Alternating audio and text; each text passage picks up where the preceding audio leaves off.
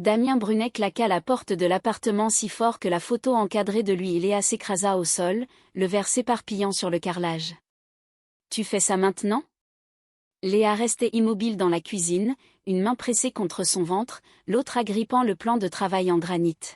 « Je suis enceinte de 7 mois, Damien. »« Je sais exactement de combien de temps tu es enceinte, » trancha-t-il, fourrant des chemises dans un sac de sport de marque. « Je sais exactement à quel point c'est un problème. »« Un problème ?»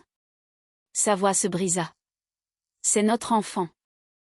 C'est une dette que je ne peux pas payer et une vie que je n'ai jamais demandée. » Il ferma la fermeture éclair du sac et la regarda enfin, la regarda vraiment, et ne ressentit rien d'autre que l'envie de s'enfuir. « Toi et ce bébé, vous allez juste me freiner dans mes projets, Léa. Je n'y arrive pas. » Elle ne cria pas. Elle ne supplia pas. Elle resta juste là, encaissant le choc comme une femme mémorisant l'instant précis où sa vie s'est scindée en un avant et un après. « Dis quelque chose, dit-il. Il n'y a rien à dire à un homme qui est déjà parti. » Il quitta les lieux cette nuit-là. Pas d'adieu, pas un regard en arrière. À 5 kilomètres de là, Chloé l'attendait dans un restaurant chic de Lyon éclairé à la bougie, vêtue d'une robe qui coûtait plus cher que toute la garde-robe de Léa, riant de quelque chose sur son téléphone. « Enfin, dit Chloé en faisant glisser sa main sur la table. Je commençais à croire que tu avais dégonflé. » Je lui ai dit, répondit Damien en s'asseyant lourdement. C'est fini. C'est bien. Chloé sourit. Et pendant un instant, la culpabilité dans sa poitrine s'apaisa. Tu vas adorer la vie que je vais t'offrir. Léa prépara une seule valise cette nuit-là. Elle ne pleura pas avant d'être dans le taxi, regardant l'immeuble rétrécir dans le rétroviseur. Elle avait 75 € sur son compte courant et un bébé qui avait besoin d'un avenir.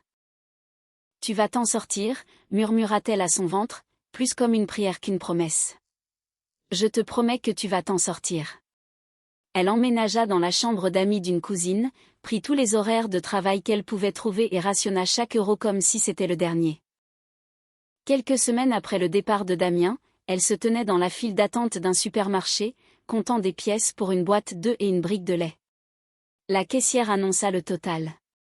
Il manquait 4 € à Léa. Je peux reposer quelque chose, commença-t-elle, l'humiliation lui brûlant les joues. En fait, dit doucement la femme derrière elle, laissez-moi régler ça.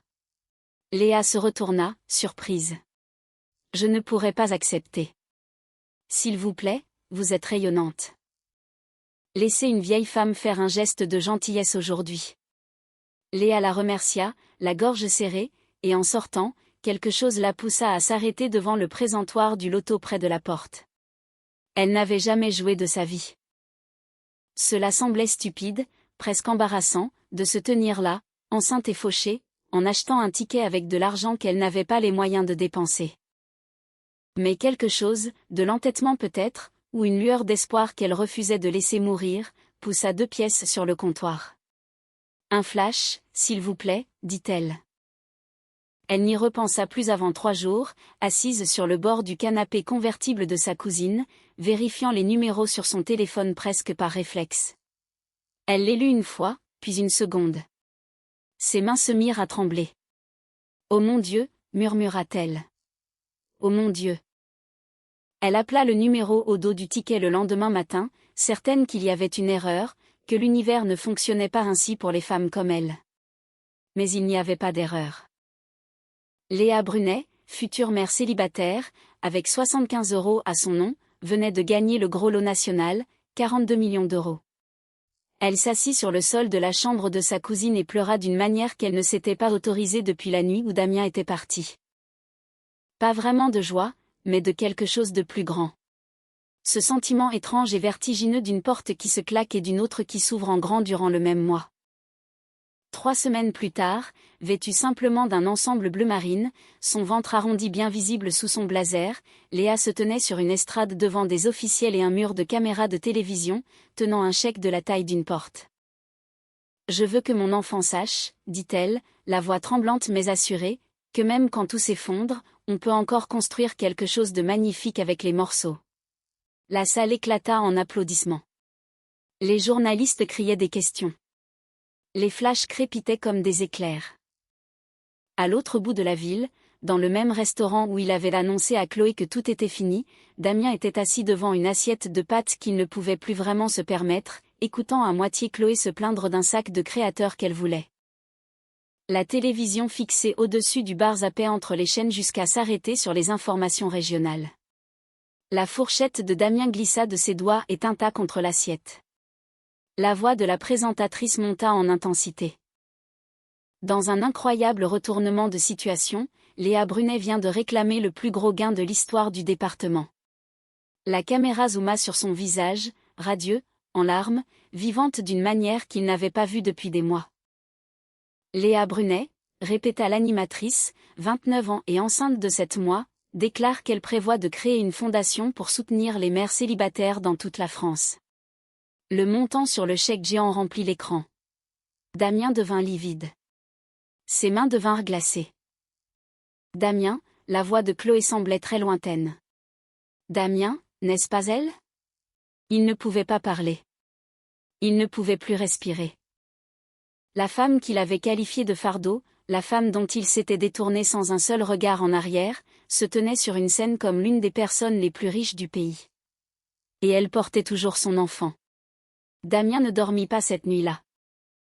Il resta éveillé à rejouer l'émission encore et encore. Le montant sur ce chèque brûlait derrière ses paupières chaque fois qu'il fermait les yeux. 42 millions d'euros. Son enfant. Sa femme. Au matin, il s'était convaincu qu'il n'était pas trop tard.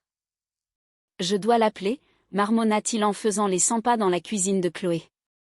Appeler qui? Chloé apparut dans l'embrasure de la porte, les bras croisés, portant encore son maquillage de la veille. Léa. Je dois lui expliquer. Je veux qu'elle comprenne que j'ai fait une erreur. Le rire de Chloé fut bref et dénué d'humour. Tu veux ramper vers elle parce qu'elle est riche maintenant? Ce n'est pas ça. C'est exactement ça. Mais elle ne l'arrêta pas. Au contraire, quelque chose dans son regard se fit plus aiguisé. Calculateur. Damien appela d'abord l'ancien numéro de Léa. Débranché. Il trouva l'adresse de sa cousine par un ami commun et s'y rendit, des fleurs à la main, répétant ses excuses tout au long du trajet. La cousine ouvrit la porte de quelques centimètres seulement. Elle ne veut pas te voir, dit froidement la cousine. Juste 5 minutes, s'il te plaît. Je dois lui parler. Elle a déménagé hier. Nouveau domicile. Nouveau numéro. Nouvel avocat, apparemment. La porte commença à se fermer. Dis-lui que je l'aime, dit Damien d'une voix brisée. Dis-lui que je suis désolé. Garde ça pour toi, dit la cousine avant de fermer la porte. Il essaya tout après cela.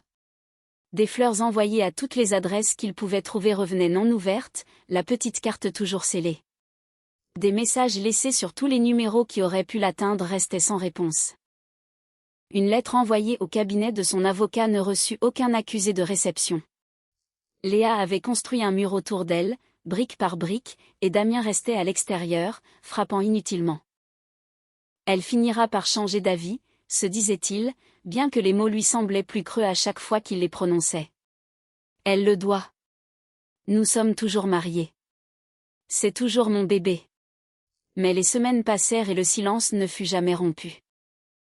Pendant ce temps, la vie pour laquelle il avait échangé Léa se désintégrait tranquillement. Chloé devenait plus froide, plus distraite, disparaissant pendant des heures sans explication. Puis un soir, elle l'assit avec le calme particulier de quelqu'un qui avait déjà pris sa décision. « Je suis enceinte, dit-elle. » Pendant une seconde vertigineuse, Damien ressentit quelque chose comme de l'espoir. Puis il vit son visage. « Ce n'est pas de toi, » continua Chloé, presque ennuyée. « C'est de Stéphane. Il possède 3 hôtels, Damien. Il va quitter sa femme pour moi. » « Tu as vu quelqu'un d'autre pendant tout ce temps? » « J'ai planifié mon avenir, corrigea-t-elle. Quelque chose que tu ne peux clairement plus offrir. Sans offense, mais un mécanicien criblé de dettes avec une ex-femme enceinte qui ne prend pas ses appels n'est pas exactement un bon parti. Elle était partie avant la fin de la semaine, emportant l'argenterie et la télévision, comme si elle faisait discrètement ses cartons pour ce moment précis depuis des mois. Après cela, tout s'effondra rapidement. Les créanciers qui rôdaient depuis plus d'1 an finirent par passer à l'action.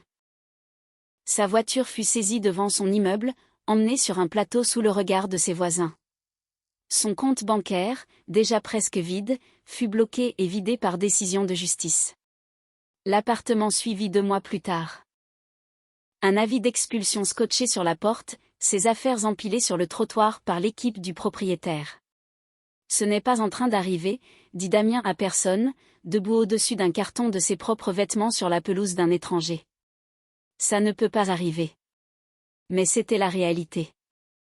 Il erra du canapé d'un ami à un motel miteux pour finir, finalement, dans un foyer du centre-ville, dormant dans une chambre avec 11 autres hommes, se douchant à heure fixe, mangeant ce que les bénévoles lui tendaient. Il accepta des boulots de journalier partout où il en trouvait, chargeant des camions, déblayant des gravats, creusant des tranchées pour une équipe de paysagistes qui payaient en espèces sous la table. Il pensait à Léa chaque jour. Pas de la manière dont il pensait à elle auparavant, comme une obligation, un poids à sa cheville. Maintenant, il pensait à la façon dont elle fredonnait en cuisinant. À la façon dont elle posait sa main sur son ventre la dernière nuit où il l'avait vue. À la façon dont elle prononçait son nom comme s'il signifiait encore quelque chose pour elle. Jusqu'à l'instant où tout s'était arrêté. J'ai tout gâché, admit-il un soir, allongé sur un lit de camp du foyer, fixant le plafond taché d'humidité. Pour rien. Pour moins que rien. Les mois défilèrent. Damien devint plus maigre, plus silencieux, l'envie de se battre le quittant lentement. Il arrêta d'appeler les numéros qui ne répondaient jamais. Il arrêta d'envoyer des lettres qui revenaient non ouvertes.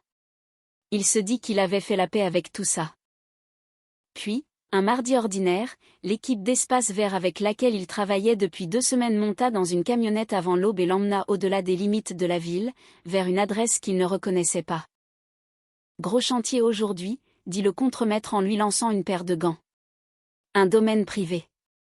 La propriétaire veut que tout le jardin arrière soit refait avant une réception ce week-end.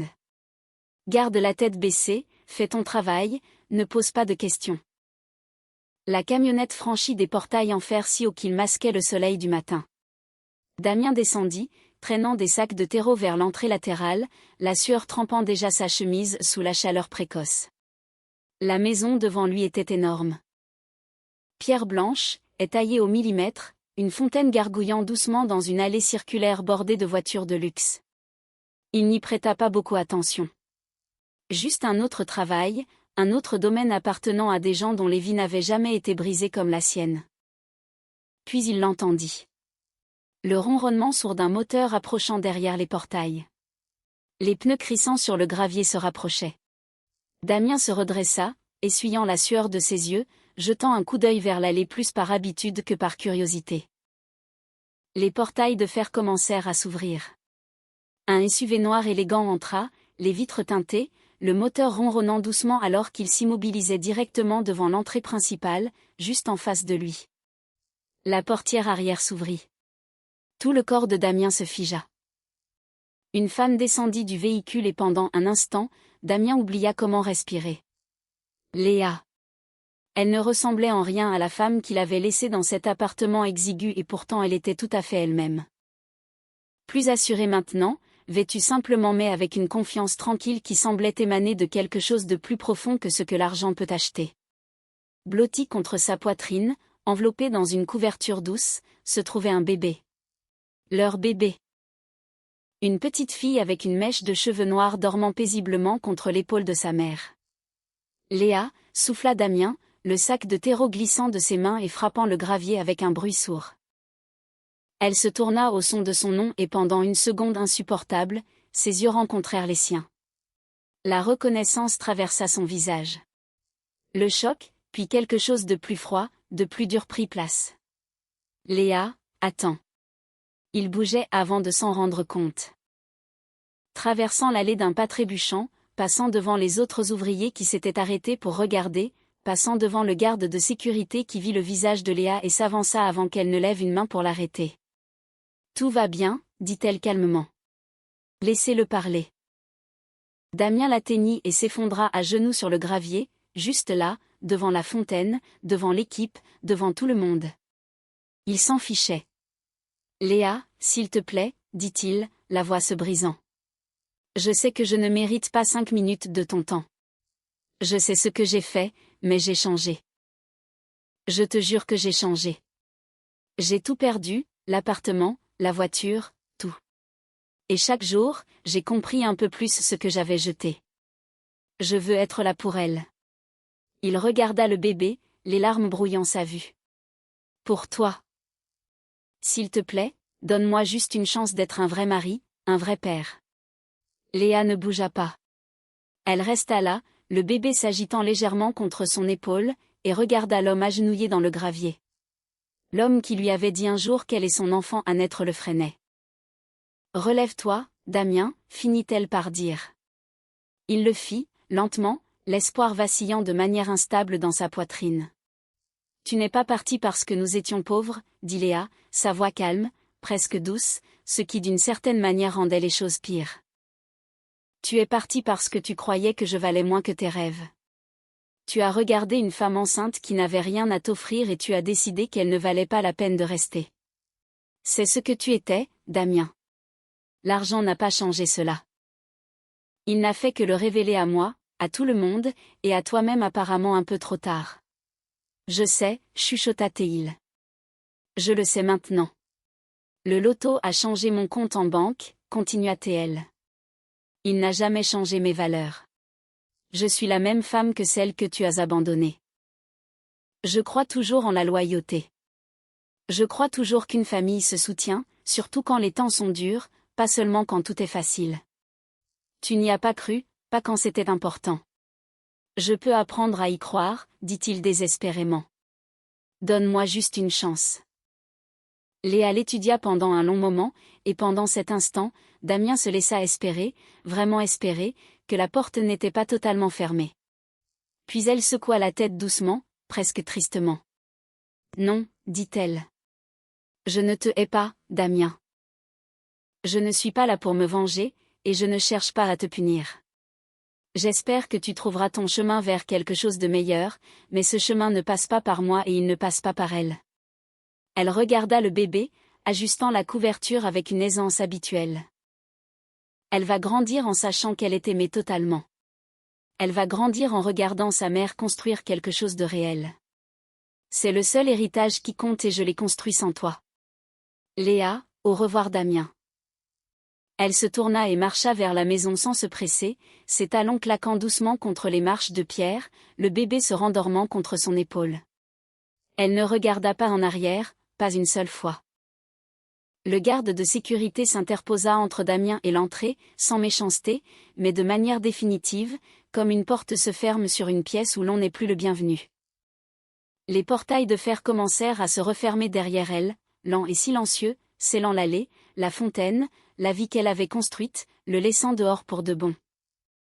Damien resta là, dans le gravier, longtemps après que les portails se soient verrouillés, longtemps après que les autres ouvriers se soient remis à transporter le terreau en prétendant n'avoir pas vu le monde d'un homme s'effondrer pour la seconde fois. Il ne bougea pas. Il ne pouvait pas. Il fixa simplement l'endroit où elle s'était tenue, comprenant enfin et totalement ce qu'il avait réellement perdu. Ce n'était jamais le gros lot. Ce n'était jamais l'argent, le manoir ou la version de sa vie qu'il avait imaginée avec Chloé. La fortune qu'il avait jetée à pleine main cette nuit-là en franchissant la porte sans se retourner, c'était une femme qui serait restée à ses côtés envers et contre tout, et l'enfant qui allait maintenant grandir sans jamais connaître sa voix. Cette histoire nous rappelle avec une force incroyable que la véritable richesse d'un être humain ne réside pas dans les chiffres qui s'affichent sur un relevé bancaire, mais dans la solidité de ses engagements et la profondeur de son intégrité. Damien a commis l'erreur classique de confondre le succès avec les apparences matérielles, sacrifiant l'essentiel pour l'éphémère. En abandonnant Léa au moment où elle était le plus vulnérable, il a prouvé que son amour était conditionnel et opportuniste. La vie, dans son ironie parfois cruelle mais juste, lui a montré que l'argent peut arriver par hasard, mais que la loyauté et le respect se bâtissent jour après jour. Léa, de son côté, incarne la résilience. Son gain au loto n'est qu'un amplificateur de sa force intérieure préexistante. Elle a su transformer une trahison dévastatrice en un moteur pour construire un avenir non seulement pour elle-même, mais pour toute une communauté de femmes partageant son sort. La leçon ici est limpide, on ne regrette pas les gens pour ce qu'ils possèdent, mais pour ce qu'ils sont. Damien ne pleure pas seulement les millions perdus, il pleure le vide d'une vie où il a réalisé, trop tard, qu'il avait piétiné la seule personne qu'il aurait aimée même s'il était resté pauvre. C'est un rappel puissant pour nous tous, ne sacrifiez jamais les personnes qui sont prêtes à traverser la tempête avec vous pour des mirages qui ne brillent que sous le soleil. Et vous, qu'en pensez-vous ? Pensez-vous que Léa a eu raison de ne pas accorder une seconde chance à Damien malgré ses excuses et sa situation précaire, ou estimez-vous que tout le monde mérite le pardon lorsque le repentir semble sincère ? Partagez vos réflexions dans les commentaires, j'ai hâte de vous lire.